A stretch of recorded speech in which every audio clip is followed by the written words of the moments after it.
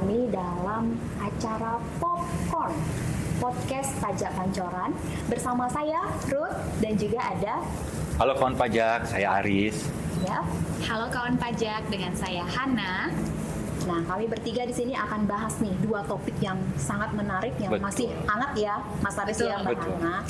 Nah, oke, yang pertama yaitu mengenai PMK nomor 41 tahun 2023. Mengenai PPN atas penyerahan agunan yang diambil alih oleh kreditur kepada pembeli agunan. Nanti kita biasanya nyingkatnya AIDA. penyerahan AIDA. Ya. AIDA gitu Aida, ya. agunan PMK yang diambil Aida. alih. AIDA. Oke. Iya. Nah, yang pertama nih, biar kawan pajak lebih mudah untuk memahami, yang pertama kita bahas dulu nih Mbak Han mengenai subjeknya. Apa sih subjek dari PMK ini sendiri? Oke, baik. Subjek yang termasuk ke dalam PMK 41 ini dikelompokkan menjadi 3. Yang pertama yaitu pihak debitur. Biasanya debitur ini adalah nasabah ya. Betul. Nasabah yang mengajukan pinjaman kepada pihak kreditur seperti itu. Nah, yang kedua, pihak kedua yaitu kreditur itu sendiri. Nah, di mana kreditur ini adalah biasanya lembaga keuangan yang Oke. dalam hal ini bisa jadi bank atau lembaga pembiayaan lainnya gitu dalam bentuk syariah juga bisa yang memberikan pinjaman kepada pihak debitur atau nasabah tadi. Dan adapun pihak yang ketiga yaitu adalah pihak pembeli agunan itu sendiri. Pihak pembeli agunan ini adalah pihak baik berupa orang pribadi atau badan di luar selain dari kreditur ya, yang membeli agunan melalui lelang atau di luar lelang seperti itu. Oke, berarti tadi ada 3 ya untuk subjeknya, ada kreditur, ada debitur, dan juga ada pembeli agunan. Betul. Agunan ini kayak semacam jamin ya? Iya, Jaminan. jadi biasanya kan kalau nasabah ya kita mau mengajukan pinjaman ke bank ya, secara sederhananya kita menjaminkan ya suatu barang kepada pihak kreditur atau bank. Nah, jaminan berupa barang tersebutlah dari debitur ke kreditur itulah yang disebut dengan agunan. Oke, berarti menarik ya. Nah, untuk sebelumnya kita latar belakangnya dulu nih Mbak Han. Oh. Kenapa sih muncul PMK ini ya kawan pajak? Jadi yang pertama itu karena sering terjadi sengketa nih. Betul. Jadi sering banget terjadi sengketa di pengadilan pajak dan juga Mahkamah Agung.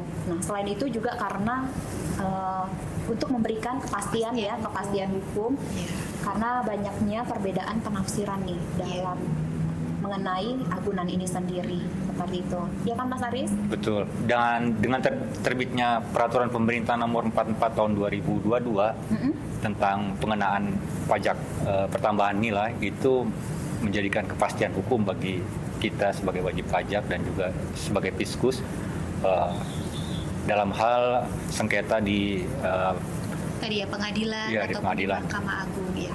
Untuk selanjutnya kita akan bahas tadi mengenai PPN-nya nih, Mbak. Nah, untuk mekanisme dari PMK ini sendiri seperti apa sih? Ya, berarti kapan ya dikenai PPN ini gitu? Kapan sih saat terjadinya dikenakan PPN? Tadi kan seperti kan kayak terjadi ada 2 penyerahan kan? Iya. Yang pertama dari pihak debitur ke kreditur menyerahkan agunan untuk dijaminkan atas pembiayaan dia.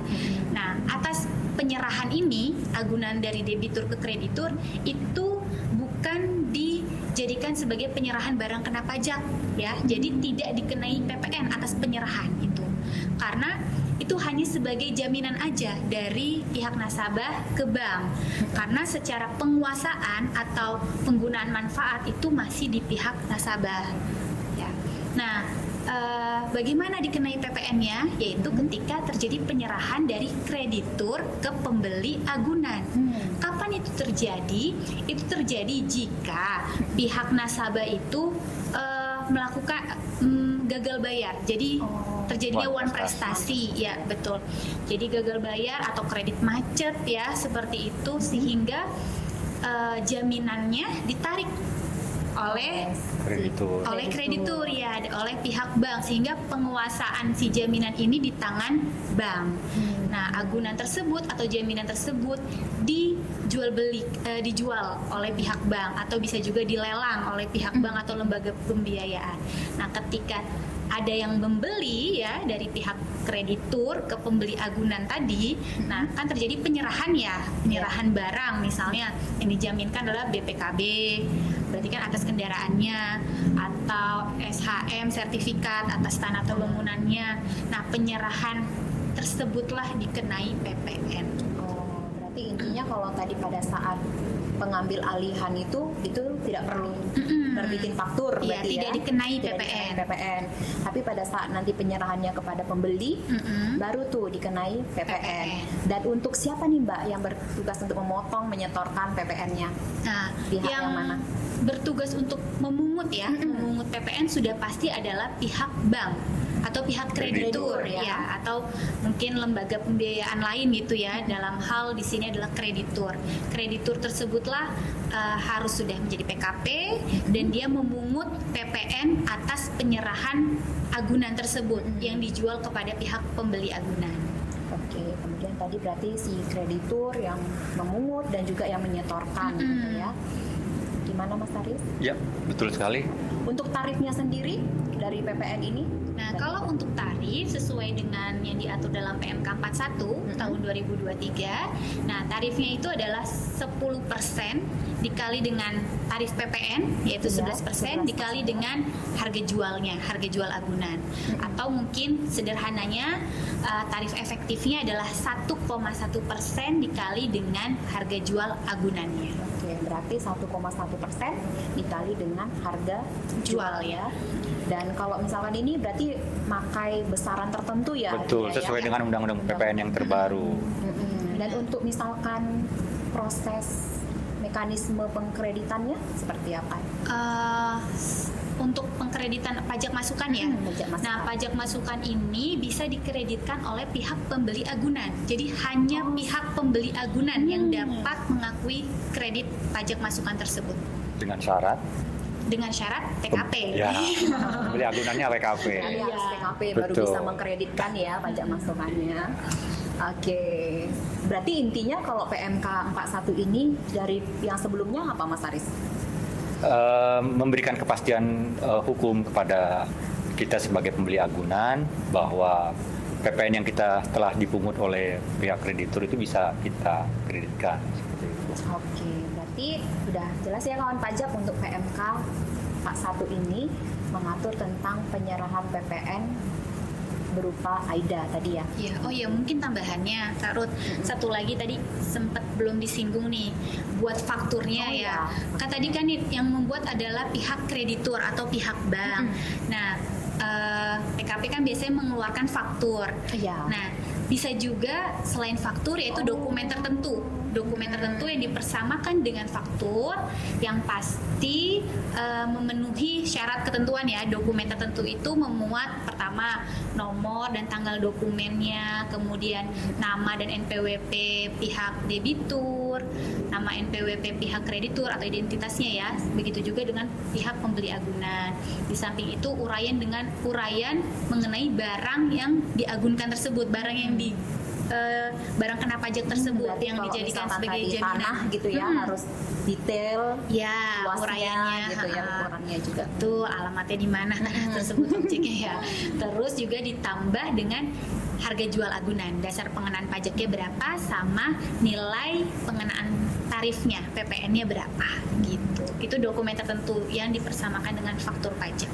Oke, nah mungkin yang kadang bingung ini ya Mbak, kalau misalnya saya lihat itu tadi kan ada 3 subjek nih ya Mas Haris ya. Tadi Betul. ada debitur, kreditur dan pembeli juga pembeli agunan. agunannya. Nah kalau misalkan nih si banknya ini dia itu tidak menjualkan ke pembeli, hanya sampai dia saja, berarti untuk PMK ini sendiri berlaku atau tidak ya? Untuk PMK-nya belum bisa dijalankan karena memang dari debitur ke kreditur itu bukan disebut penyerahan barang kena pajak. Oke. Seperti itu. Berarti intinya itu ya kalau Iya. misalkan dari debitur ke kreditur itu hanya masih diambil alih aja ya, belum ada penyerahan. Oke, jadi kita bisa tarik kesimpulan ya Mbak mengenai PMK 41 tahun 2023 ini bahwa PPN tersebut dikenakan pada saat ada penyerahan atau penjualan ke pihak pembeli agunan gitu ya. Dan juga tadi ada subjeknya, ada 3 tadi ya, ada kreditur, ada debitur, dan juga ada pembeli agunan. Dan juga untuk sebagai yang krediturnya juga tadi ada aturannya juga ya, jadi nggak sembarangan siapa yang bisa mengambil alihkan agunan tersebut. Benar? Betul. Betul. Oke. Dan kita akan lanjut nih untuk yang PMK yang kedua yang akan kita bahas mengenai PMK nomor 48 tahun 2023. Tentang apa Mas Aris? Nah, kalau PMK atau Peraturan Menteri Keuangan nomor 48 tahun 2023 ini lebih lengkap Mbak Ruth. Lebih dia detail antara PPN dan pajak penghasilannya juga. Kalau sebelumnya PMK 41 tentang PPN-nya saja, untuk PMK 48 ini selain PPN juga ada PPH-nya. Ya, benar. Jadi untuk PMK 48 ini dia itu mengatur mengenai PPN dan PPH emas seperti itu. Nah, biasanya ibu-ibu nih sangat excited tentang emas tersebut. Bagaimana pengaturan untuk emas tersebut seperti apa? Dan yang pertama kita harus bedakan dulu nih Mas Haris untuk definisi emas itu sebenarnya, karena kalau di pasaran itu ya secara umum orang kan taunya cuma ya perhiasan dan emas batangan. Apakah ada lagi jenis yang lain? Mungkin bisa dijelaskan dari definisinya dulu Mas Haris. Baik, sebelum ke definisi saya perlu diberitahukan bahwa PMK 48 tahun 2023 ini dikeluarkan atau diterbitkan oleh Menteri Keuangan pada tanggal 28 April 2023. PMK ini terdiri dari 5 bab dan 28 pasal. Bab pertama atau pasal-pasal pertama mengenai tentang definisi.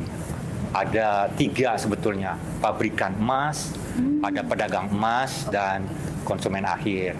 Biasanya kita bilang pabrikan atau pedagang saja, jadi tidak perlu pabrikan emas atau pedagang emas dan konsumen akhir.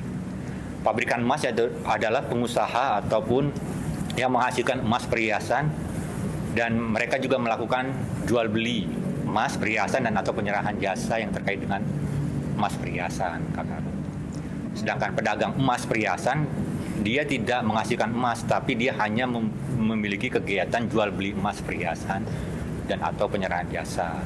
Atau dan bisa dibilang kayak distributor ya Mas ya? Betul. Dan yang terakhir konsumen akhir itu biasanya kita sebagai konsumen akhir. Kita gitu ya. Berarti tadi ada emas perhiasan.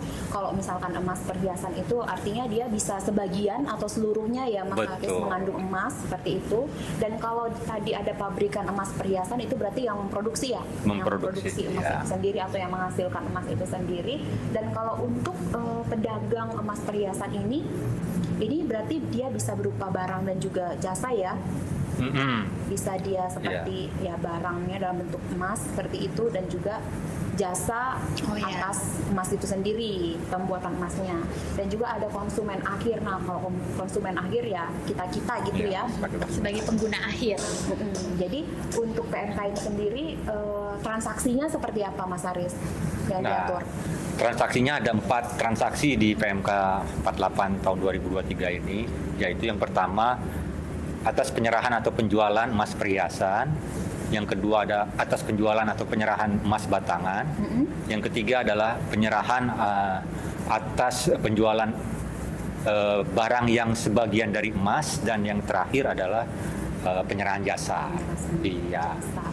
Biasanya ini ibu-ibu arisan gitu juga arisannya emas gitu ya? Emas gitu ya. Itu pengenaannya gimana sih untuk ibu-ibu yang seperti ini? Mungkin nanti bisa kita jelaskan lebih detail ya Mas Aris. Terkait dengan apa nih dikenakan PPH, PPN-nya, dan seperti apa juga untuk PPH dan PPN tarifnya seperti apa? Mungkin bisa juga dijelaskan Mas Aris. Boleh. Untuk PPH atau pajak penghasilan itu kita pisahkan dari pabrikan ataupun pedagang emas. Itu wajib memungut PPH pasal 22 sebesar 0,25% dari harga jual. Kecuali baru penjualannya kepada konsumen akhir nih, kepada kita-kita, ataupun wajib pajak yang dikenai PPh final ataupun memiliki surat keterangan bebas. Berarti harus dipahami dulu ya Mas Haris, Betul. siapa sih tujuannya dan kemana gitu, kayak kalau misalkan beda perlakuan dengan pabrikan, dengan pedagang, dan juga dengan Ya. konsumen akhir. Untuk tarifnya tadi yang 0,25% dan itu bersifat tidak final, dapat dikreditkan. Oke, jadi dapat dikreditkan di SPT tahunan ya SPT Mas. tahunan, betul. Yang penting kita minta bukti potongnya sebagai pembelinya ya. Oke. berarti untuk yang sebagai pembeli ya harus tahu nih bukti potongnya, ya harus pastikan diterima ya bukti potongnya ya Mas Haris, karena di situ nanti akan terinci juga ya detail-detail transaksinya, pajak-pajak apa yang dipungut dan dipotong seperti itu. Oke, dan selanjutnya untuk Selain pajak penghasilan juga ada pajak pertambahan nilai Kakak Ruth. Jadi untuk PPN ini ada 2 transaksinya. Dari PKP pabrikan, apabila penyerahannya kepada pedagang, dia dikenakan tarif besaran tertentu. Kan sesuai dengan Undang-Undang PPN yang terbaru dan Per 03 itu dengan besaran tertentu, 10% dari harga jual dikali tarif PPN 11% sehingga menghasilkan 1,1%. Itu penjualannya langsung ke pedagang. Tetapi apabila pabrikan tersebut menjual kepada konsumen akhir, maka besaran tertentunya menjadi 15%, sehingga tarifnya 15% dikali tarif PPN dikali harga jual menjadi 1,65%. oh berarti kalau kita ini Mbak Han beli emas gitu, berarti kena yang tarif 1,65 berarti ya. Langsung dari pabrik kena 1,65%. Karena kita konsumen akhir ya, Ya. berarti harus tahu juga ya. Ya. Kalau misalkan antara konsumen dengan konsumen kayak gitu Mas Haris, itu kena PPN nggak ya? Ya, itu tergantung. Kalau misalnya kita PKP pedagang, nah ini ada lagi PKP pedagang.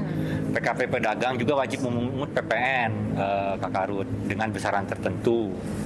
Itu bisa tarif 1,1, tarif efektif 1,1% apabila kita mendapatkan faktur pajak lengkap. Faktur pajak lengkap ini sesuai dengan Per 03 itu. Identitasnya ada, semuanya tanda tangan barcode seperti itu. Itu bisa kita mengakui dengan besaran tertentu. Tetapi apabila faktur pajak tidak lengkap, maka dikenakan tarif 1,65% dari harga jual. Dan apabila kita mungkin sebagai PKP pedagang kita akan menjual kembali kepada pabrikan, itu juga dikenakan PPN dengan tarif 0%. Oh, berarti kalau misalkan tadi pedagang menjual ke pabrikan, itu dikenakan 0% berarti ya. Nah, kalau misalkan tadi Mas itu kan ini ya penyerahan barang ya. Kalau dia yang jasa gimana Mas? Untuk penyerahan jasa juga sama.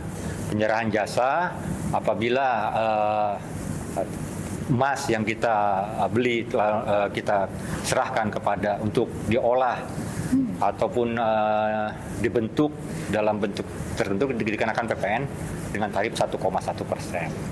Tarifnya berarti 1,1 besaran tertentu berarti ya. Iya. Tarif efektifnya. Tarif efektifnya. Kalau misalkan ada nggak PPh yang lain gitu kena Mas? Untuk Selain- PPh mungkin kalau misalnya penyerahan jasa apabila nilai penggantiannya berbentuk uang, dia dikenakan PPh pasal 21 untuk orang pribadi ataupun pasal 23. Dan apabila penggantian tersebut dalam bentuk natura, itu tidak dikenakan lagi PPh pasal 22, Kakak Ruth. Cukup undang-undang terkait yaitu pasal 21. Berarti harus tahu juga ya, dia jasanya itu orang pribadi atau badan. Betul. Ya, kalau misalkan tadi orang pribadi, dia dipungut yang PPh pasal 21. Betul. Kalau dia dalam bentuk badan, PPh pasal 23. PPh pasal 23. Iya. Gitu. Dan dilihat juga imbalan yang dia terima itu dalam bentuk apa? Dalam bentuk jumlah uang sebagai penghasilan, uang tunai yang tadi dikenakan PP pasal 21 atau 22, atau dalam bentuk natura, kenikmatan. Bisa jadi tadi natura itu kan bisa dia dapat imbalannya, dapat emas nih, dapat Oh iya, emas, sering banget tuh ya. atau dapat ya hal lain ya Mas ya. Nah itu bisa nanti dikonversikan ke dalam nilai rupiah, tapi dikenakan pajak tarif pajak penghasilannya, yaitu mengacu ke PPh pasal 21 juga atau 23 bagi badan. Dan ini nanti juga dilaporkan juga ya di SPT tahunan ya, Mas Betul. Haris ya, wajib Iya, dilaporkan, wajib dilaporkan ya. dia. Ada lagi yang mau ditambahkan Mas Haris? Baik Kak Karut, dengan terbitnya PMK 48 tahun 2023 ini mewajibkan bagi kita sebagai pedagang emas untuk dikukuhkan sebagai pengusaha kena pajak, Kak Karut. Karena dengan kita sebagai PKP, maka atas pajak masukan yang telah kita dipungut oleh pihak pabrikan ataupun pedagang lainnya dapat dikreditkan di SPT masa PPN. Oke, berarti intinya PKP ini memberikan keuntungan, Iya, gitu ya Mas Haris, betul. karena bisa dikreditkan PPN-nya sendiri. Ya, jadi mungkin bagi agen-agen emas ya, kan banyak nih orang pribadi yang jadi agen Iya, ya, benar. agen pedagang emas gitu. Nah itu harus dikukuhkan dulu. Dan kawan Jadi pajak pun PKP. bila mungkin nanti ada dari pihak pegawai pajak ataupun Fiskus yang datang ke tempat lokasi usaha Bapak dan Ibu untuk mengukuhkan sebagai PKP, itu memang semata-mata menjalankan amanat dari PMK 48 2023 ini. Jadi kawan pajak kalau misalkan didatangi kita jangan khawatir gitu ya, kita hanya memastikan, karena untuk syarat PKP ini memang kita harus cek lokasi juga ya Mas Haris, Mbak Ana ya. Oke, jadi sedikit saya simpulkan untuk PMK 48 ini sendiri tadi mengatur mengenai PPh dan juga PPN emas. Nah, transaksinya apa aja? Yaitu yang pertama tadi penyerahan atau penjualan emas perhiasan, Betul. penyerahan atau penjualan emas batangan, Ya. dan juga penyerahan penjualan emas perhiasan yang sebagian atau seluruhnya itu terbuat dari emas atau batu permata atau batu lainnya, dan juga yang terakhir tadi mengenai jasa yang berkaitan dengan emas itu sendiri. Betul. Betul. Dan juga tadi tarifnya kawan pajak jangan sampai salah perlakuannya di mana. Nah, pada saat kapan nih dikenakan tarif yang 1,1, Iya. 1,65, dan juga tadi ada 0% tadi ya Mas Betul. Haris. Harus dipastikan terlebih dahulu dia sebagai apa juga, apakah dia sebagai pabrikan, apakah dia sebagai pedagang. Kalau agen itu berarti masuk pedagang ya. Dan apakah dia sebagai konsumen akhir, seperti itu. Oke, dan ini mulai berlaku kapan ini? 1 Mei 2023 sama dengan PMK 48. Ya, betul. Sama dengan PMK 41, PMK 48 itu mulai berlaku per 1 Mei 2023. Berarti aturan ini sekali lagi mulai berlaku 1 Mei ya, 1 Mei 2023. Nah, kawan pajak udah bisa nih. Berarti kalau misalkan sebelum Mei untuk transaksi pengkreditannya bisa nggak ya Mas Aris? Itu transaksinya sesuai dengan ketentuan perundang-undangan yang berlaku. Oke. Seperti itu, misalnya kalau sebelumnya kan kita 20% tuh tarif efektifnya. Nah, maka sebelum Mei tetap menggunakan tarif PPN-nya efektifnya itu 2%. Oh, Jadi malah PMK 48 ini tarifnya malah Lebih turun kecil, nih, betul. menguntungkan ya. Walaupun tarif PPN-nya 11%. Iya. iya, benar sekali. Mungkin itu aja dari kami bertiga. Sekali lagi, terima kasih kawan pajak sudah menyaksikan Popcorn, podcast pajak kantoran, dan sampai jumpa di podcast selanjutnya. Terima kasih. Terima kasih. Terima kasih, sampai jumpa.